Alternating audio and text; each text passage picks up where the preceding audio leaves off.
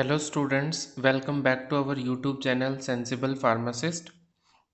Students, हम लोगों ने हमारा जो फर्स्ट वीडियो था उसमें medicinal chemistry topic first start किया था। इसमें हम लोगों ने पढ़ा था हिस्टामिन्स क्या होते हैं, हिस्टामिन्स के डिफरेंट रिसेप्टर्स के बारे में पढ़ा था, एंड मेटाबॉलिज्म कैसे होता है हिस्टामिन्स का उसके बारे में पढ़ा था। प्रोसेस ऑफ रिलीजिंग पढ़ी थी कि हिस्टामिन किन किन प्रोसेस से हमारी बॉडी के अंदर रिलीज हो सकता है। ठीक है, आज हम स्टार्ट करेंगे SAR of H1 receptor antagonist. देखिए, आप लोगों को जो ये हिस्टामिन्स एंड एंटीहिस्टामिन्स पढ़ने हैं, इसके जो सिलेबस की अगर हम बात करें, इसमें हम लोगों ने पढ़ने हैं H1 receptor antagonist and H2 receptor antagonist. आज हम स्टार्ट कर रहे हैं क्या हमारा SAR किसका, H1 रिसेप्टर एंटागोनिस्ट का। इस SAR के जरिए ही हम जो हमारी मेडिसिनल केमिस्ट्री के अंदर H1 रिसेप्टर एंटागोनिस्ट की क्लासिफिकेशन दे रखी है उसको भी कवर अप करेंगे कि जो हमारे H1 रिसेप्टर एंटागोनिस्ट के क्लास के अंदर डिफरेंट जो हमारे वो दे रखे हैं, ड्रग्स दे रखे हैं, उनको कैसे डिज़ाइन किया जाता है। बहुत सारे बच्चों को मेडिसिनल केमिस्ट्री में स्ट्रक्चर्स याद करने की प्रॉब्लम रहती है कि याद नहीं रहता। इस SAR के जरिए आप लोग क्या है, अपने जितने भी क्लासिफिकेशन होंगे आप लोगों के H1 रिसेप्टर एंटागोनिस्ट के, उसके बहुत आसानी से स्ट्रक्चर्स को सीख सकते हो।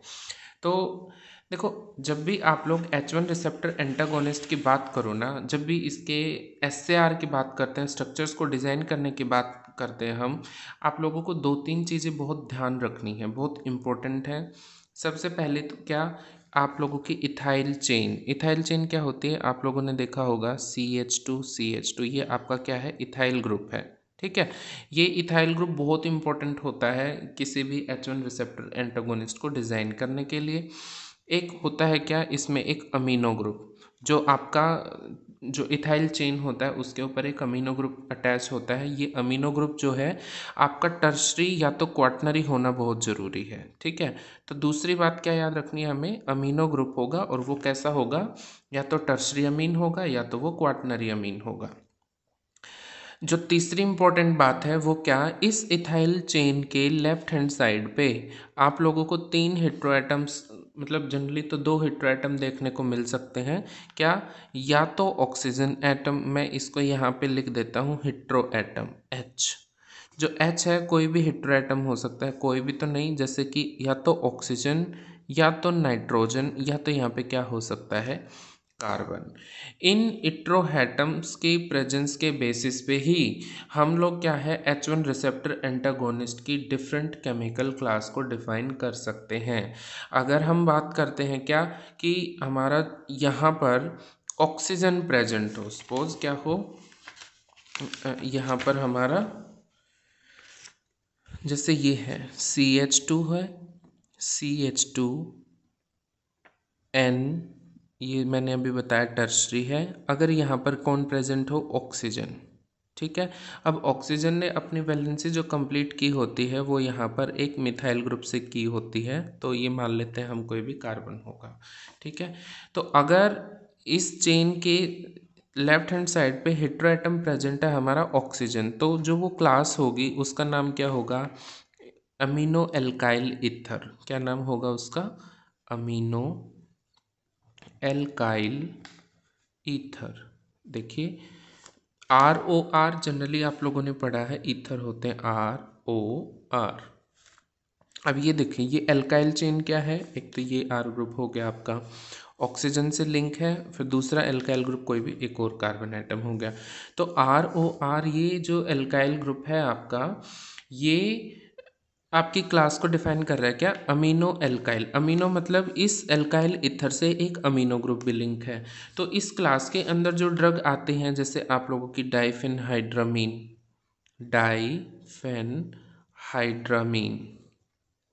मैं इनके स्ट्रक्चर्स भी सिखाऊंगा आप लोगों को।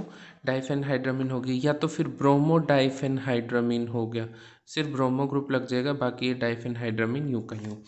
तो आप लोगों को क्या याद रखना है, अमीनो एल्काइल ईथर्स जो भी कंपाउंड्स होंगे H1 रिसेप्टर एंटागोनिस्ट के, उनके अंदर क्या होगा, एक तो अमीनो ग्रुप होगा, एक इथाइल मतलब ईथर ग्रुप होगा ये वाला। ठीक है, यहाँ पर ये ईथर होगा। अब ये जो कार्बन एटम है ये क्या है, डिफरेंट R से जुड़ा होता है, R मैं इसको R1 या तो R भी कह सकते हो या R और R डैश भी कह सकते हो। जो ये R एंड R डैश है या तो R एंड R1 है, ये क्या होते हैं? ये कोई भी आपकी एराइल रिंग हो सकती है, एराइल रिंग या तो hetero aryl ring, hetero aryl ring. Aryl का मतलब क्या है? Benzene ring. यहाँ पर क्या है? एक फिनाइल रिंग प्रेजेंट होगी। ठीक है, ये जो बेंजीन रिंग है ये आप एक तो बेंजीन रिंग होगी, दूसरी क्या है? वहाँ पर एक और एराइल रिंग भी हो सकती है और वो हिट्रो एराइल भी, मतलब कोई भी हिट्रो एटम हो सकता है, जैसे आपकी pyridine रिंग हो गई, थायाजोल रिंग हो गई, वो हिट्रोसाइक्लिक रिंग होती हैं। जनरली H1 रिसेप्टर एंटागोनिस्ट जो होते हैं उन सभी के अंदर हमारी क्या होती है, अगर हेट्रोसाइक्लिक रिंग की बात करते हैं तो pyridine रिंग ही मिलती है, इसके अलावा और कोई भी रिंग नहीं मिलती है। तो एक तो हो गया हमारी खाली बेंजीन रिंग और दूसरी क्या हो गया हमारी हेट्रो एराइल रिंग में pyridine रिंग। तो ये R1 और R हमेशा ही ये रहेंगे अमीनो एल्काइल ईथर में। दूसरा एक ईथर पार्ट होगा जिसमें मिथाइल इथाइल ईथर ये है हमारा, और तीसरा क्या है हमारा? नाइट्रोजन है, जो कि क्या है? टर्सरी है। ठीक है, तो ये क्लास हो गई हमारी अमीनो एल्काइल ईथर, जिसमें हमारी दो ही ड्रग आती हैं, डाइफेनहाइड्रामीन एंड ब्रोमोडाइफेनहाइड्रामीन। चलो, अगर अब इसी स्ट्रक्चर, ये हमने कोर स्ट्रक्चर मान के चले थे हम, ये हमारा कोर स्ट्रक्चर है। इस कोर स्ट्रक्चर के ऊपर अब मैं क्या कह रहा हूँ, अगर ऑक्सीजन ना हो करके नाइट्रोजन एटम हो, जैसे ऐसा हो CH2 CH2, ये तो है ही। अब मैंने ये बताया था ये नाइट्रोजन भी है, हो गया। अब क्या है? हेट्रो एटम तो H है, ऑक्सीजन हमने देख लिया, अगर ऑक्सीजन है तो अमीनो एल्काइल ईथर हो गया। अगर यहाँ पे नाइट्रोजन प्रेजेंट है, अगर यहाँ पे नाइट्रोजन एटम प्रेजेंट है तो आप लोग देखो इसका क्या नाम हो सकता है? ये देखिए इथाइल पार्ट है, ये इथाइलिन डाई अमीन, मतलब दो अमीनो ग्रुप हैं, तो इस क्लास का क्या नाम होगा? इथाइलिन डाई अमीन, मतलब दो अमीनो ग्रुप हैं और एक इसमें इथाइलिक लिंकेज है। सेम वही काम जो यहाँ पे लिंकेज है वो यहाँ इस जो ये नाइट्रोजन एटम होगा, ये अपनी जो वैलेंसीज हैं वो क्या है, इन एल्काइल या अराइल रिंग हो सकते हैं या तो हेट्रो अराइल रिंग हो सकते हैं आपकी, उसके ये हमारे हो गया इथाइलिन डाइअमीन की क्लास। ठीक है, जो इथाइलिन डाइअमीन है उसके अंदर जो हमारे ड्रग हैं, जैसे में पायरामीन हो गई, ट्राइप्लेनामीन हो गई। ठीक है, सेम बात अगर मैंने क्या बताया, इस क्लास की जो ड्रग है हमारी मिपायरामीन एंड ट्राइप्लेनामीन, ट्राइप्लेनामीन,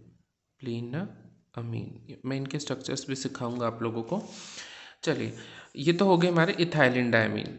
तीसरा मैंने क्या बताया, अगर कार्बन एटम प्रेजेंट हो, मतलब ये इथाइल ग्रुप तो है ही, अभी हम लोगों ने ये देखा है क्या, इसके पास इथाइल ग्रुप है CH2 CH2। दूसरा क्या है इसमें? नाइट्रोजन, मैंने क्या बताया, वो टर्शरी होगा या तो क्वाटनरी होगा। ठीक है, इस ऑक्सीजन की जगह कौन प्रेजेंट है? कार्बन। क्या है यहाँ पे? देखो यहाँ पे हेट्रोएटम, एक तो हम लोगों ने देखा ऑक्सीजन है, नाइट्रोजन है, या तो क्या हो सकता है? कार्बन हो सकता है। ठीक है, तो अब आप लोग देखो यहाँ पर एक कार्बन के आ जाने से अब ये क्या बन गया? प्रोपाइल ना, ये क्या नहीं रहा अब? इथाइल।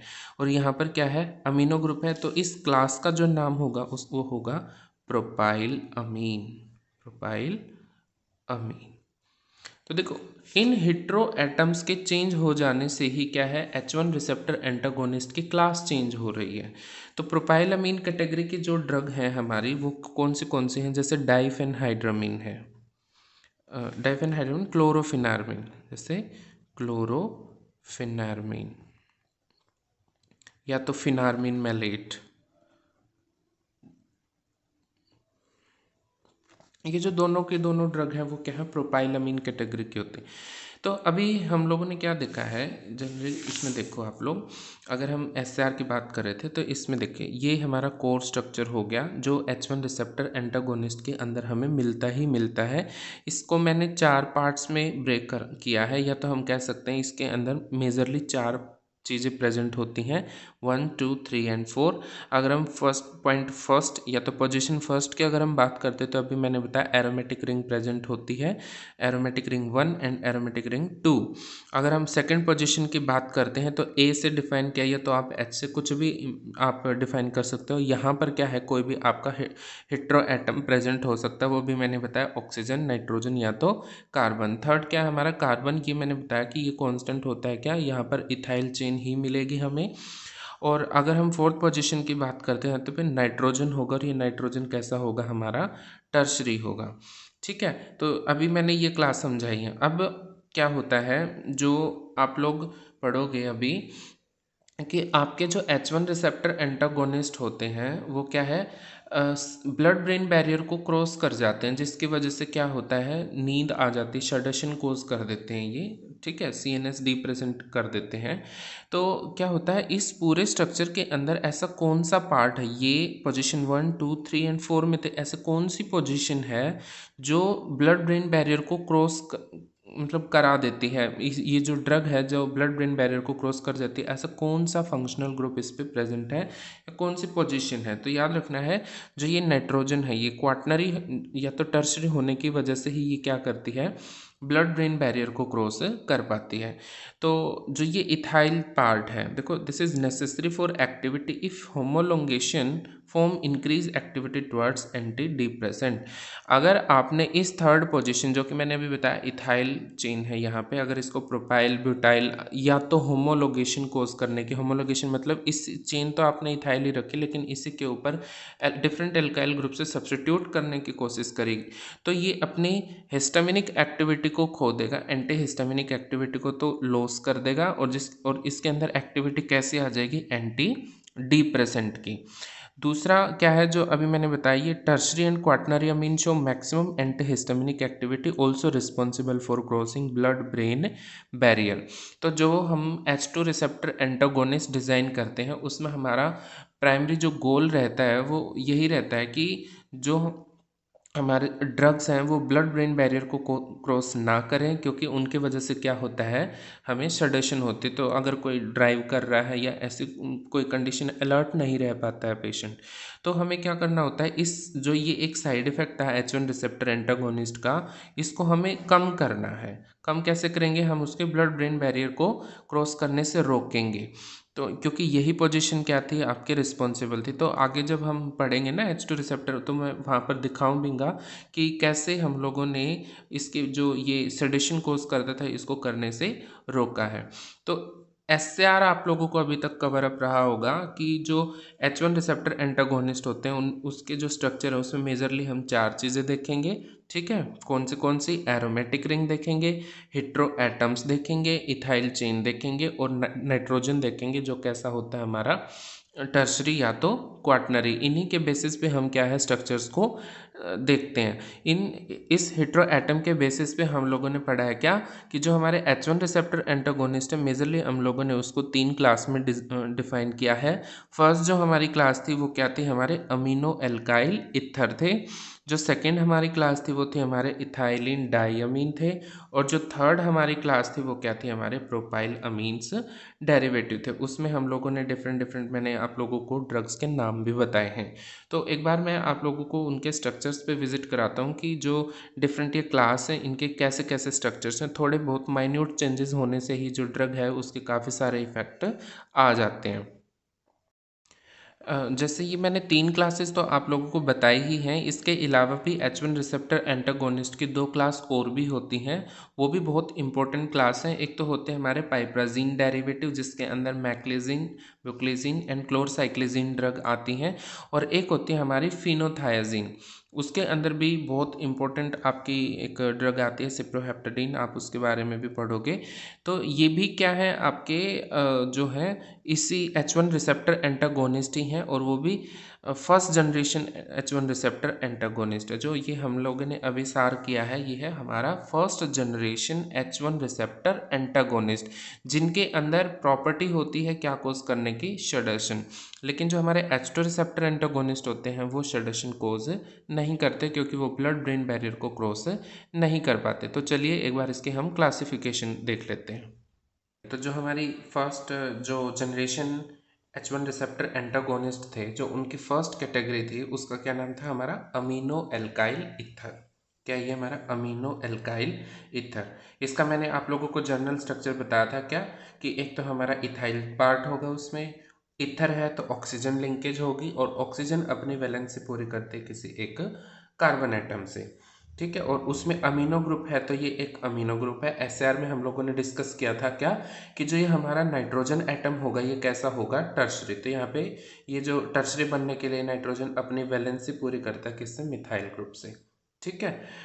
जो ये कार्बन है, मैं हमने देखा कि ऑक्सीजन वैलेंसी पूरी करता है अपनी किसी कार्बन एटम से, तो ये इससे अटैच्ड रहती हैं क्या, हमारी दो फिनाइल रिंग। ये भी हम लोगों ने देखा था कि ऑलमोस्ट जो ये कार्बन है हमारा, या तो ये किसी एरोमेटिक रिंग से या तो किसी हेट्रोसाइक्लिक रिंग, और हेट्रोसाइक्लिक में भी हम लोगों ने एक ही रिंग बताई थी मैंने क्या, पिरिडीन रिंग, कि मोस्ट ऑफ द जो हमारे H1 रिसेप्टर एंटागोनिस्ट होते हैं उनके अंदर हमारे सिर्फ और सिर्फ पिरिडीन एक ही, दोनों में से कोई एक हो सकती है। ज़्यादातर जो हमारे, अगर हम इसको फिनाइल 1 मानते हैं तो इसको अगर हम 2 मानेंगे तो सेकंड पोजीशन के ऊपर ही ज़्यादातर क्या देखा गया, हमारा पिरिडीन रिंग देखा गया है। तो अगर दोनों फिनाइल रिंग अटैच्ड हो, ईथर लिंकेज हो, नाइट्रोजन जो कि टर्शरी हो, तो उस ड्रग का नाम क्या होता है हमारा, डाइफेनहाइड्रामीन।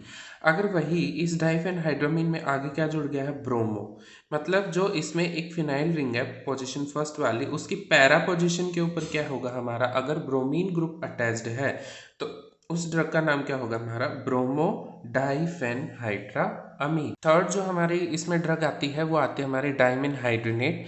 इसके अंदर भी हम लोगों ने देख रहे हैं क्या, कि एक इथरिक लिंकेज है, नाइट्रोजन ने वही अपनी मिथाइल ग्रुप से वैलेंसी पूरी कर रखी है। वही मैंने बताया क्या, कि एक फिनाइल रिंग होती है इसमें। दूसरा मैंने क्या बताया, एक और अगर पिरिडीन रिंग इसमें आ जाए तो उस ड्रग का नाम क्या होगा, डाइमेनहाइड्रीनेट, ठीक है। अगली जो हमारी क्लास थी उसका नाम क्या है, क्या, इथाइलिन डाइअमीन। हम लोगों ने उस दिन 3 क्लास पढ़ी थी, है ना। पहले हम लोगों ने क्या है, इथाइलिन डाइमीन, सॉरी क्या थी हमारी, अमीनो एल्काइल ईथर थी। अभी सेकंड जो हमारी क्लास है उसका नाम क्या है, इथाइलिन डाइअमीन। इसके अंदर मैंने उस दिन भी बताया था कि हम लोग जनरली क्या है, 2 ड्रग करते हैं क्या, मिपायरामीन एंड ट्राइप्लिनामीन, ये हमारे सिलेबस में मेंशन है। मिपायरामीन क्या होता है, देखो इथाइलिन डायमीन है, अगर हम इसके स्ट्रक्चर की बात करते तो इसमें क्या है, एक इथाइल ब्रिज होगा जिसपे 2 अमीनो ग्रुप होंगे। ये तो हमारा इथाइल ग्रुप रहा, और दोनों तरफ इस पे क्या है, अमीनो ग्रुप है।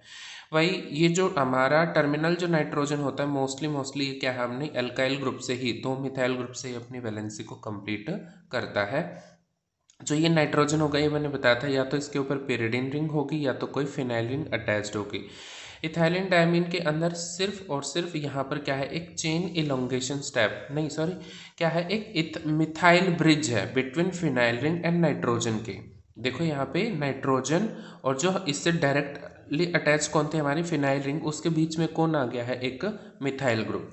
स्टडीज़ में जो डेटा है उसमें देखा गया क्या, कि अगर हम इस फिनाइल रिंग और इस नाइट्रोजन के एटम में के बीच में अगर किसी मिथाइल ग्रुप को इंसर्ट कर देते हैं तो जो इसकी टॉक्सिसिटीज़ होती हैं ड्रग्स की वो कम हो जाती हैं, और लोअर डोज के ऊपर ड्रग क्या है, अपने हायर इफेक्ट शो करना स्टार्ट कर देती है। ये एसएआर की बात है। तो इथाइलिन डायमीन मतलब इथाइल, इसमें एक चेन हो गई, दोनों तरफ अमीनो ग्रुप हो गए, एक नाइट्रोजन ने वही अपनी पहले की तरह मिथाइल ग्रुप से वैलेंसी पूरी करी, और एक इसमें क्या है, हमारी पिरिडीन रिंग अटैच्ड है, वही फिनाइल रिंग, ठीक है।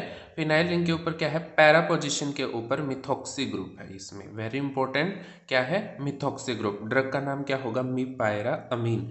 अगर वही हमारी, अब ड्रग कौन सी है, ट्राइप्लिनामीन वही इथाइलिन डायमीन होगा, नाइट्रोजन है वैलेंसी पूरी इसने मिथाइल से कर रखे हैं, पिरिडीन है वही इस ड्रग की तरह एक CH2 से लिंकेज है फिनाइल पे। इसमें तो हमारा मिथॉक्सी ग्रुप अटैच्ड है पैरा पोजीशन पे, लेकिन इसमें कोई भी ग्रुप अटैच्ड नहीं है, तो इस ड्रग का नाम क्या है, हमारा ट्राइप्लिनामीन।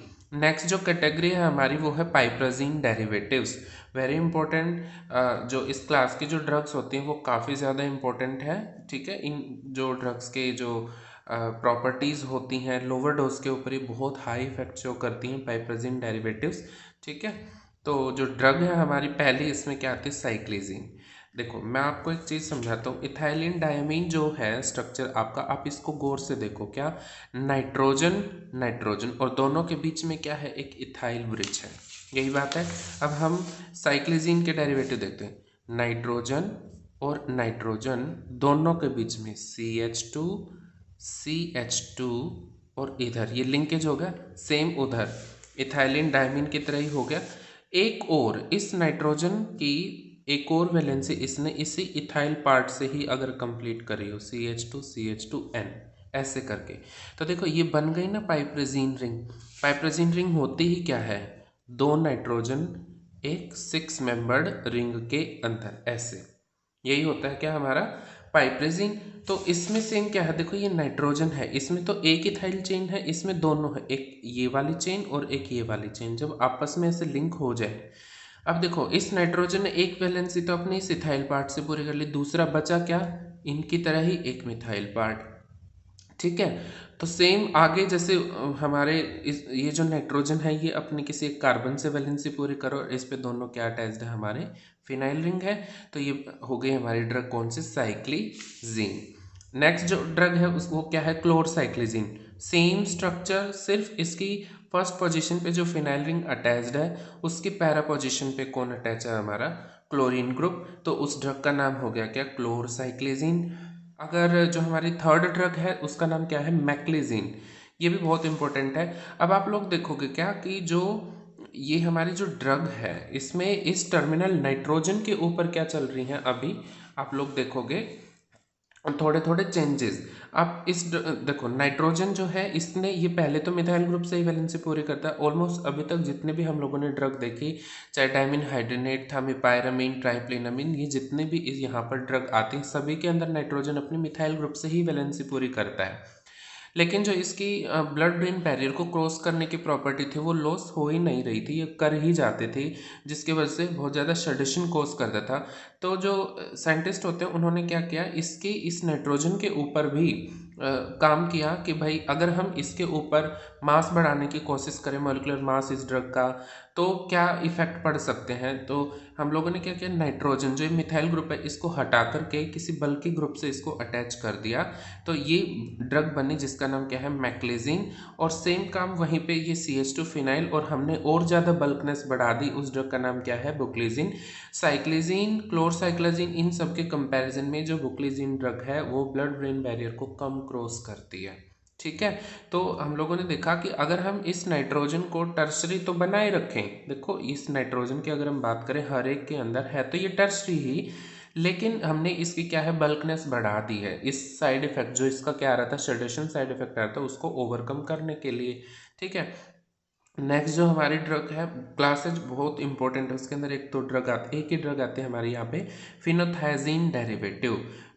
फिनोथाइजीन डेरिवेटिव के अंदर एक ही जो हमारी ड्रग है उसका नाम क्या है, प्रोमेथाजीन। फिनोथाइजीन ये एक स्केलेटन है, आप लोगों ने इसमें पढ़ा भी होगा हेट्रोसाइक्लिक केमिस्ट्री के अंदर फिनोथाइजीन के बारे में, या मेडिसिनल केमिस्ट्री में पढ़ा होगा। फिनोथाइजीन क्या है, थाया मतलब सल्फर और नाइट्रोजन तो है, एजा मतलब नाइट्रोजन, तो एक ऐसे रिंग जिसमें सल्फर एंड नाइट्रोजन दोनों ही एटम हो। ये एक 6 मेंबर्ड रिंग है, दो फिनाइल रिंग जब आपस में सल्फर और नाइट्रोजन एटम से अटैच्ड हो, उसी न्यूक्लियस का नाम क्या है यहाँ पे, फिनोथाइजीन। और ये जो नाइट्रोजन एटम है इसके ऊपर आप लोग देखो, यहाँ पर ये नाइट्रोजन भी क्या है हमारा, टर्सरी, और ये वाला नाइट्रोजन भी क्या है हमारा, टर्सरी ही है। हम लोगों ने SAR में बात करी थी क्या, नाइट्रोजन टू नाइट्रोजन अगर हम इथाइल चेन रखते हैं तो मैक्सिमम इफेक्ट शो करता है। हम अगर इससे ज़्यादा इस चेन को बढ़ा इंक्रीज करने की कोशिश करेंगे इसकी लेंथ को, तो हमारे क्या है, साइड इफेक्ट बढ़ जाएंगे। लेकिन हम उसके ऊपर होमोलोगेशन कर सकते हैं, ये हम लोगों ने डिस्कस किया था। तो देखो इस नाइट्रोजन और इस नाइट्रोजन के बीच में दो ही कार्बन एटम थे, लेकिन उसके ऊपर हम लोगों ने क्या किया, एक मिथाइल ग्रुप से होमोलोगेशन करने की काम करी है। तो इस जो ये प्रोमेथाजीन है ये एक वेरी इंपॉर्टेंट ड्रग है H1 रिसेप्टर क्लास के अंदर। ठीक है, नेक्स्ट जो हमारी कैटेगरी है उसका नाम क्या है, प्रोपाइल अमीन।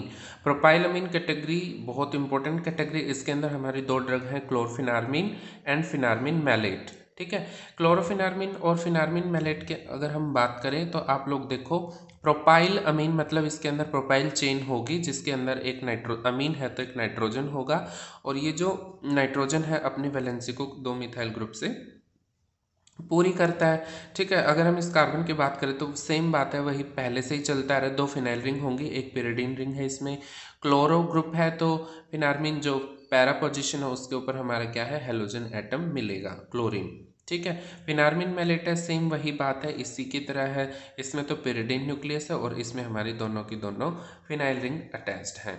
ठीक है, आप लोगों ने एक चीज़ नोटिस करी होगी, जो हमारे H1 रिसेप्टर एंटागोनिस्ट थे, अभी तक जो भी हम लोगों ने कैटेगरीज पढ़ी हैं, चाहे वो हमारी इथाइलिन डायमीन की हो, चाहे वो हमारे अमीनो एल्काइल ईथर हो, चाहे वो हमारे प्रोपाइल अमीन्स हो, सभी के अंदर, या वो हमारे थे पाइपरजीन डेरिवेटिव, जो ये हमारे इस कार्बन एटम से जो फिनाइल रिंग अटैच्ड हैं, अगर कोई भी फंक्शनल ग्रुप अटैच्ड है तो वो इस फिनाइल रिंग के पैरा पोजीशन के ऊपर ही है, वो ना तो ऑर्थो और ना ही मेटा पोजीशन के ऊपर। ये वेरी इंपॉर्टेंट, आप लोग याद रख सकते हो। अगर कोई भी फंक्शनल ग्रुप अटैच करना है तो आप आंख बंद करके क्या है, उसकी पैरा पोजीशन के ऊपर सब्सटीट्यूट कर सकते हो, क्योंकि वो एक भी ड्रग ऐसी नहीं आई अभी तक जिसकी कोई ऑर्थो या तो मेटा पोजीशन सब्सटीट्यूट हो। Now come to second generation H1 receptor antagonist. अगर हमारे H1 रिसेप्टर ही हो और सेकेंड जनरेशन हो, फर्स्ट जनरेशन और सेकेंड जनरेशन में डिफरेंस क्या है हमारा, यही कि जो हमारे फर्स्ट जनरेशन थे वो सडक्शन कोज करते थे और सेकंड जनरेशन हमारे सडक्शन कोज नहीं करते। उसके अंदर हमारी 4 से 5 मैंने इसमें ड्रग लिखी हैं, बहुत बार आप लोगों ने इनको तो यूज़ भी किया होगा। Cetirizine, levocetirizine, loratadine, desloratadine and फिक्सोफेनेडिन।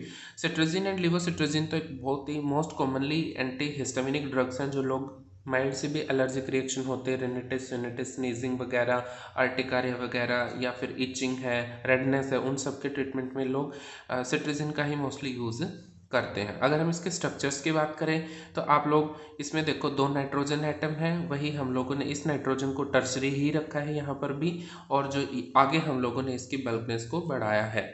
ठीक है, इधर अगर हम बात करें इस कार्बन को तो इस पे वही फर्स्ट जनरेशन एंटीहिस्टामिन्स की तरह ही दोनों फिनाइल रिंग्स है और उसके ऊपर क्या है, हमारा क्लोरीन ग्रुप अटैच्ड है। ठीक है, ये हमारा सिट्राजिन। लिवोसिट्राजिन क्या होता है, सिट्राजिन और लिवोसिट्राजिन का स्ट्रक्चर सेम होता है, सिर्फ और सिर्फ इस हाइड्रोजन की पोजीशन का होता है। लिवोसिट्राजिन में ये बिहाइंड द प्लेन है और सिट्राजिन में ये अबव द प्लेन है, जस्ट स्ट्रक्चर सेम रहेंगे, लेकिन इस हाइड्रोजन की जो पोजीशन है उसको ही हमें क्या करना है, एक में तो इसको हमें सिंपली हम जो बॉन्ड फॉर्म दिखाते हैं उससे, और दूसरा जो है हमारा वो क्या है, हाइड्रोजन हमें डैश फॉर्म में दिखाना है।